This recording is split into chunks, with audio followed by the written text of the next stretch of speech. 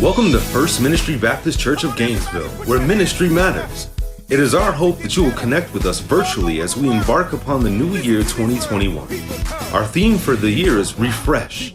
It is our earnest hope and prayer that through our virtual services, you will receive new strength, energy, and be reinvigorated as we continue to face a pandemic COVID-19, political unrest, and police brutality. As you journey with us through the year, our goal is that you will be refreshed mentally, physically, spiritually, and soulfully as we move into our virtual service to lift up His name, praise Him, and worship the Lord with all glory be to God. Be blessed.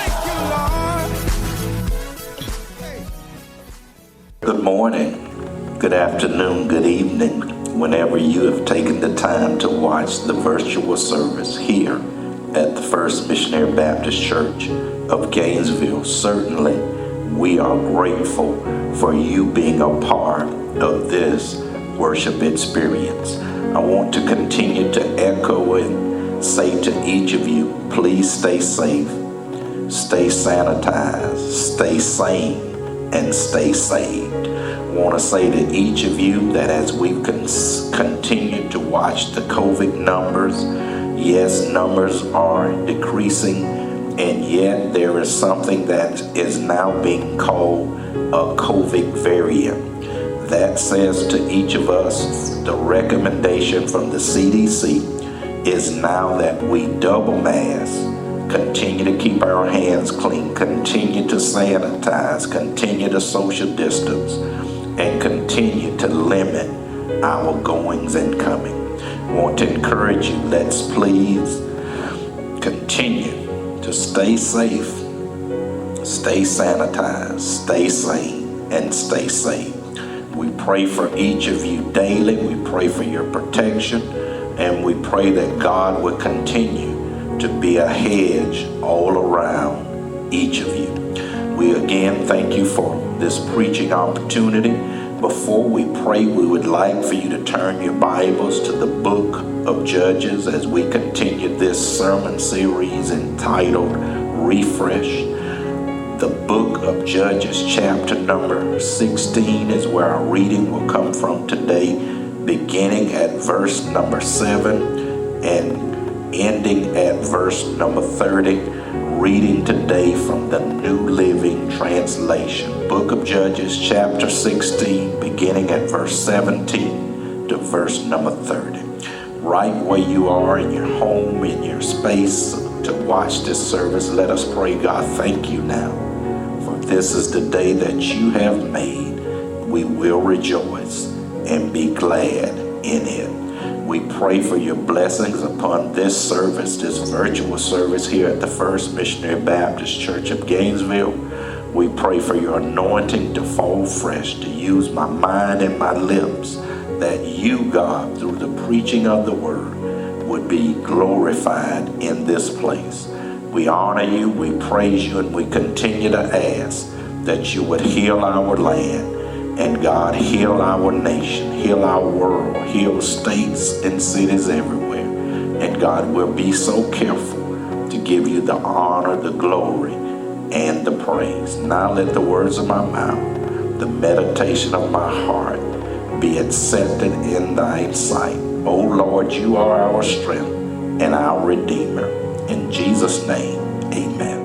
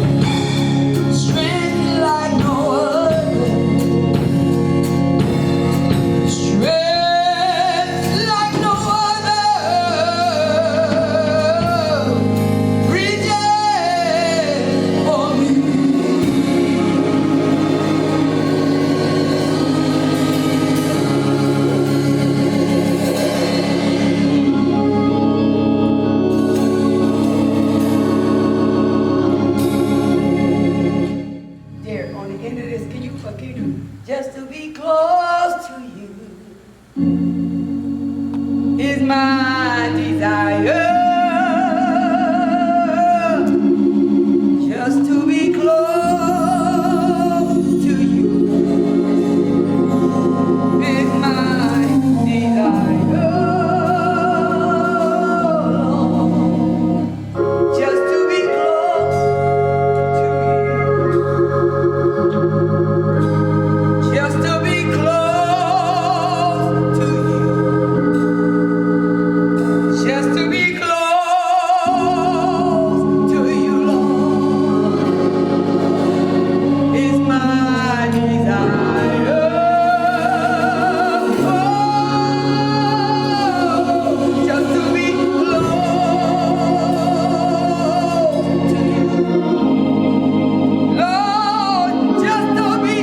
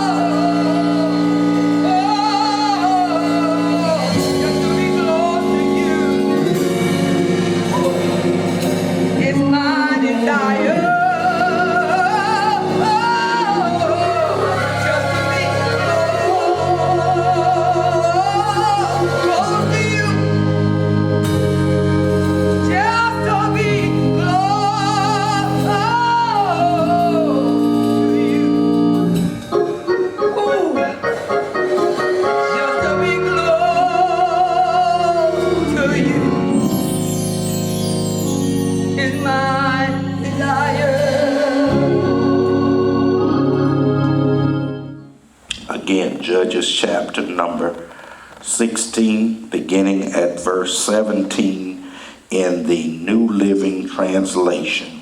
And it reads as follows. Finally, Samson shared his secret with her. My hair has never been cut, he confessed, for I was dedicated to God as a Nazarite from birth. If my head were shaved, my strength would leave me, and I would come as weak as anyone else. Delilah realized he had finally told her the truth. So she sent for the Philistine rulers. Come back one more time, she said, for he has finally told me his secret. So the Philistine rulers returned with money in their hands. Delilah lulled Samson to sleep with his head in her lap. And then she called in a man to shave off 7 locks of his hair. In this way, she began to bring down, and his strength left him. Then she cried out, Samson, the Philistines have come to capture you. When he woke up, he thought he would be able to do as he before and shake himself free. But he did not realize that the Lord had left him. So the Philistines captured him, gouged out his eyes. Then they took him to Gaza, where he was bound with bronze chains and forced to grind grain in the prison. But before long, his hair began to grow back. I want to stop right there. And if we would use for a thought, for a dramatic thrust for our sermon today, I would use for a thought, refresh through restoration. Refresh through restoration. Amen. The word restoration means the action of returning something to a former owner, place, or condition. Can I just be real at the onset of this sermon? When something must be restored, it no longer looks like it was intended to look or use to look. That's our main character today, Samson. At this point in his life, he didn't look like what he was intended to look like. In our text, we're in the closing scene of the life of Samson. A life that has been a series of ups and downs. A life that has been bright spots and dark spots. And unfortunately, there have been more dark spots than bright spots. Samson's story is intriguing, and yet it is heartbreaking. Samson was a Nazarite. He had a unique calling on his life that represented God and his honor to the Philistines. Samson was no ordinary believer. His ministry was special, and he vowed to treat it in such a way. Unfortunately, like many of us, when we became saved, Samson had some downfalls. His life included many downfalls and many mistakes, and he, having a calling on his life, still made mistakes. What was it do we see in the life of Samson that we would deem downfalls? Number one, there was constant disobedience. When his birth was announced, they were told that he would be a Nazarite, which meant he was set apart for the Lord. He was not to cut his hair, refrain from drinking strong wine or drink, and he was to avoid all contact with any dead bodies or anything that was foul. Samson refused to keep the letter of the law, and it cost him his ministry because of constant disobedience. But then there were disappointments. Not only disobedience, but all throughout Samson's life, it's filled with disappointments. Why? Being honest, he was a spoiled brat. He wanted what he wanted, when he wanted it, and how he wanted it. He was a disappointment because he never became all that he could have been. There was disobedience, there were disappointments, but then there was depravity. In other words, immorality. One of Samson's main problems in his life was he had a bad case of female trouble. He liked the ladies, and that's what it did for him. Samson married out of the nation of Israel. He even saw a harlot. He was a he-man with a she-weakness. So here it is. There's disobedience, there's disappointments, there's depravity, but then there's disasters. All throughout his life, Samson's life was filled with disaster. His parents were brokenhearted. His family was humiliated. His wife was given to another man. The name of God and the testimony of Israel was damaged, all because of Samson. And Samson would ultimately suffer disappointment in his own life. So there was disappointment in Samson's life. There was disobedience. There was depravity. There was disasters. And ultimately, it ended up in death in his life. And please don't miss this. When you disobey God, it leads to disappointments, depravity, disasters, and ultimately it leads to death. Look at Samson. He threw everything that he had away just to please a woman. He lost so much, and somebody watching this virtual service right now is asking, Pastor Blue, what did he lose? First of all, he forfeited his fellowship with God.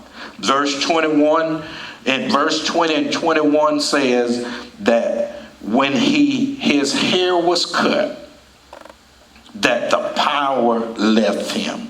And when she called for the Philistines, he got up to do what he had normally done, he did not realize that the Lord had left him. He had lost fellowship with God. He had forfeited this by continuing to disobey God and to walk in his given purpose and ministry for his life. So he forfeited fellowship with God, but he also forfeited his faculties. In other words, he lost his vision. They gouged out his eyes, and he lost his vision. Sin will destroy your spiritual vision.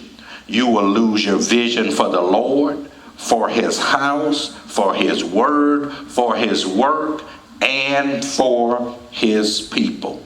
And Samson lost vision because they gouged out his eyes. So he forfeited his fellowship. He forfeited his faculties, but then he forfeited his freedom. For it says he was bound in chains. And for those of you that have been in the word long enough, you know that sin will bound you and make you a slave. When Jesus came, that we would have freedom and not be bound. But here it is, Samson has forfeited his freedom. He's lost his fellowship with God, no spirit. His faculties, no sight. His freedom, he's a slave. And to add insult to injury, he's not in his ministry purpose. For the text says he was now forced to grind grain for the enemy. We must never take our mission and purpose that God has for us for granted. All of us have perhaps made mistakes, have done things wrong, and God could have allowed us to die in our sins. But thank God that he didn't. The grace and the miracle in this particular text is the fact that we see that even in all that Samson did, God still restored him. That's good news. That should be a shout for somebody. And my assignment is simply this today, to share with you how Samson was restored. If you look at verse number 22, it says, but before long, his hair began to grow back. Yes, they cut his hair off. The hair of his head is now growing back. And after a time, Samson's hair began to grow back. If you remember, his hair was a symbol of his vows to God as a Nazarite. Samson's power did not come from his hair, though, but it came from his relationship with God. The regrowth of his hair was symbolic of the restoration of his relationship with God that Samson had once enjoyed with the Lord. Can I help you? Not only does this show the power of God in restoring us, but it's also a picture of God restoring us, because it's the picture that God was not through with Samson yet. The grace of God was the fact that God allowed Samson to live long enough for his hair to grow back. And this lets us know that God still had plans for Samson. God could have killed many of us for some things that we had done. But thank God, it means God left us here because God still has more for us to do. So we see the power in the restoration, the picture in the restoration, but then there's a problem even in this restoration. Samson's hair, yes, it grew back, but it was a slow process. The average growth rate of hair is about 1/8 inch per week. That translates to about 6 inches a year.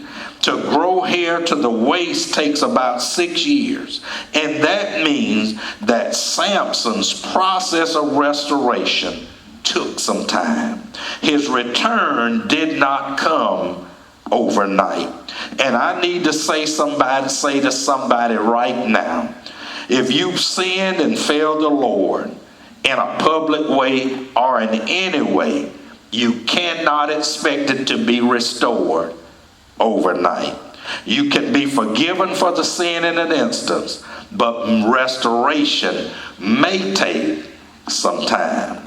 Huge failures in our lives are not the result of a sudden fall to sin. They are a culmination or a period of doing this over and over again. While the sin may be forgiven, the sinner may be made right with God, but forgiveness does not cancel out the consequences of sin. So here it is.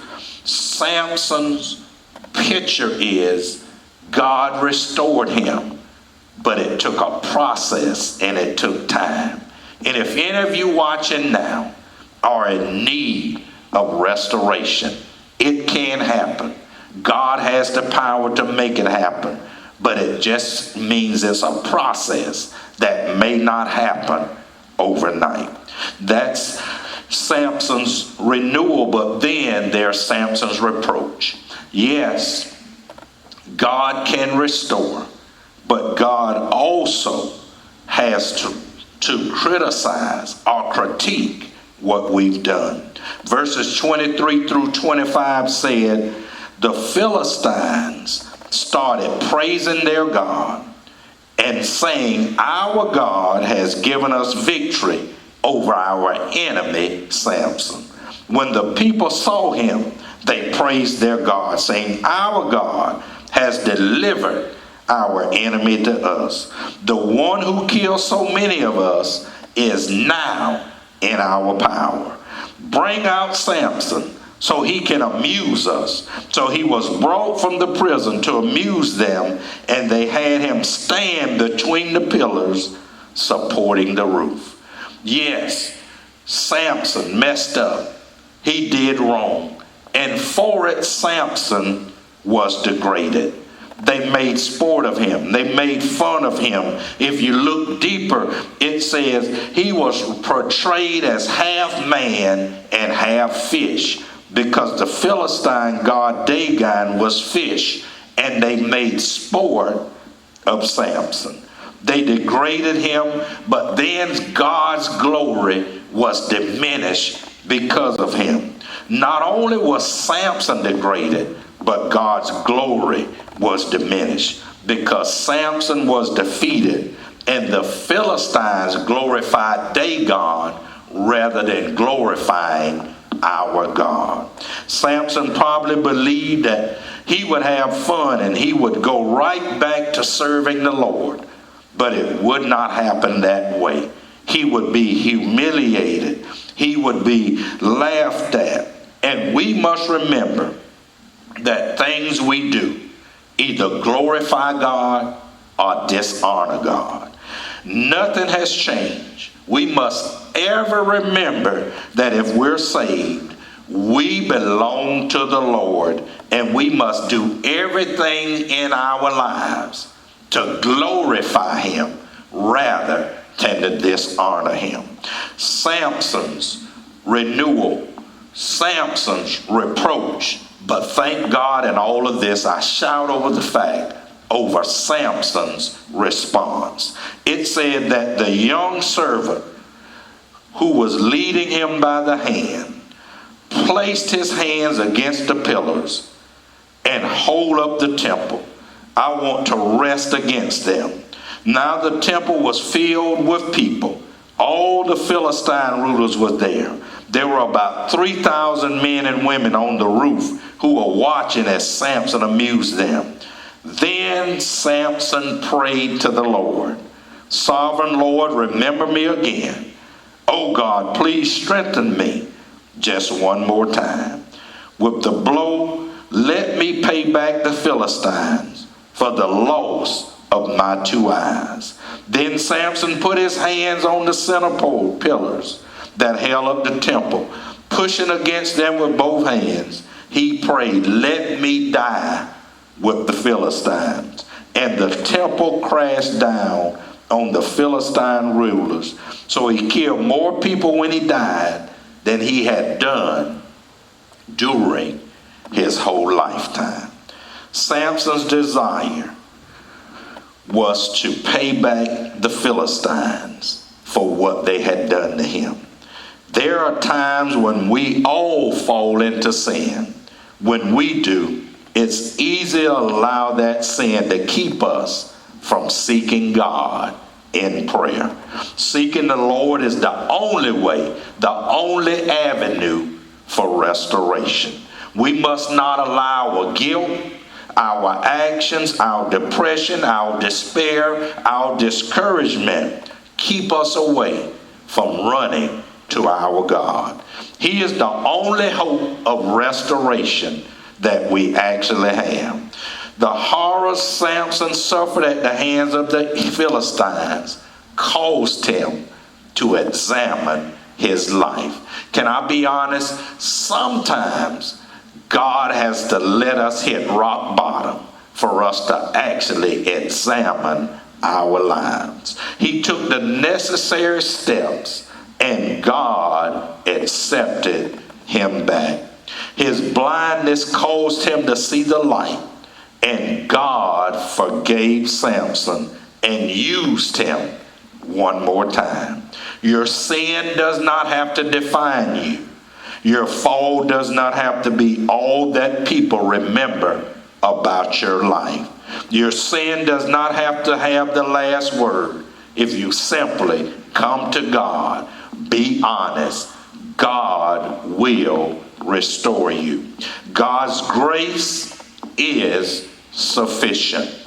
God's grace is sufficient. God's grace is sufficient.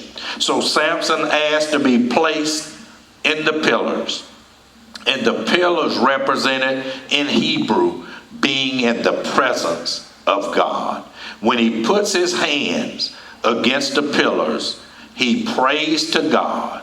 God honors his prayers, and Samson kills more people then than he had killed in all his other days. The whole point here is that God used Samson again, which means Samson was restored. He used him to strike a blow against the enemies, and he will use us too when we are restored. The Lord will use us again. Why? So that God can get the glory. I read a story the other day about Rembrandt, a famous artist who painted.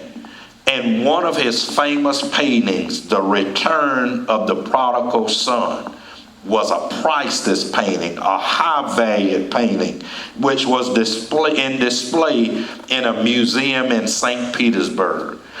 And one night, some men broke into that museum. They ripped the painting off the wall. They slashed the painting from the frame, corner to corner, poured beer over it, stomped on it, leaving it muddy with boot prints and grime and dirt all over the canvas of this beautiful photo. The people saw that photo the next week. It smelled like beer. It was now priceless and useless. It no longer had the value that it once had. They put it up for auction, and the owner, Rembrandt, sent some agents to get the photo. They brought it back to the originator, the one that had painted the photo, Rembrandt. He looked at it. He could smell the cheap beer. He could see the dirt. He could see the scratch marks and everything, that the damages that had been done to this photo. But can I help you today? When that photo got back into the hands of the one that created it, that photo was restored and looked like it had originally looked. When God would, if we would just allow God to get us back in his hands, God will not only restore a painting, God will also restore us. But we have to make the effort. We have to do like Samson. Get in a position that we can restore our relationship with God. And when we restore or get our relationship back with God, God will restore us. I say to anybody watching right now, like Samson, God has also given each of us a ministry. God has given each of us a purpose. And there are times in life that sometimes we do things, we say things, we act a certain way, and in a manner that does not bring God glory, does not bring honor. And it is at those times that we've got to learn and realize that we need to be restored. If that's you today, you've ever said something about somebody you shouldn't, that dishonored God. If you've gossiped about people, if you wronged people, if you scandalized someone's name, if you made a mistake, a sin as Samson did in the text, whatever it is you may have done, God can restore you. All you have to do is get back in right relationship with God. Call on God. Seek to hear from God. Get personal with God. Lay prostrate before God. If you will get sincere and pour your heart out to God, we serve a God who will restore us, and we, like the painting, will look like God intended us to look. I want to say to you today that if you're in need of restoration, God will renew. God will also give reproach, but God is looking ultimately for our response. And if our response is to return to God, God will restore our strength, God will restore our ministry purpose, and God will allow us to be in a position that will bring Him glory and bring Him honor. Right where you are, I want to pray. God, I pray for someone watching right now that needs restoration. God, move on their hearts right now. God, move on their heart to get in a position that relationship with you can be restored. God, wrong things that have been said, God, you can restore. Actions that have been done, things that have been done, God, if we get in right relationship with you, we can still be restored. So I pray that you move on that woman's heart, that man's heart, that boy's heart, that girl's heart right now that needs to be restored, that wants their strength back, wants their joy back, wants their peace back, wants their relationship back with you. That God, they will surrender and first of all give their heart to you. And God, at that point, you will restore. God, receive our prayer. Move on hearts right now. Restore right now. In the name of Jesus, we pray. I thank you for watching today. If you're someone that needs restoration, needs restoring, our team will be here Sunday from 11 to 12:30. They'll minister with you. They'll pray with you. They'll talk with you. And they'll even allow you to give your life to Christ. So if that's you watching today, and you need Christ, you need relationship restored, or you need a new relationship, you've never had relationship with Christ, meet us here Sunday at 11 a.m. to 12:30, and we'll be glad to give you the opportunity to meet Jesus. Thank you for watching. Thank you for being a blessing. Thank you for continuing to support this ministry. So I say to each of you right now, we serve a God who will restore. Now may the grace of God, the sweet communion of the Holy Spirit, rest, rule, and abide with each of us, henceforth, now, and forevermore. Let us all say amen. Grace and peace to each of you. We want you to stay safe, sanitized, sane, and saved. Please double mask. Please continue to wipe down surfaces. Please continue to limit your goings and comings so that you can stay safe. Be blessed. We love you. Thank you for watching the virtual service of the First Missionary Baptist Church of Gainesville. We hope you watch with expectation, you had an encounter with God, and you were impacted by our service. You may watch us live Sundays at 8 a.m. We ask also that you continue to support us financially by way of online giving with Zelle and with Give Plus. You may view our website at fmbcgv.com. Grace and peace until we see you again.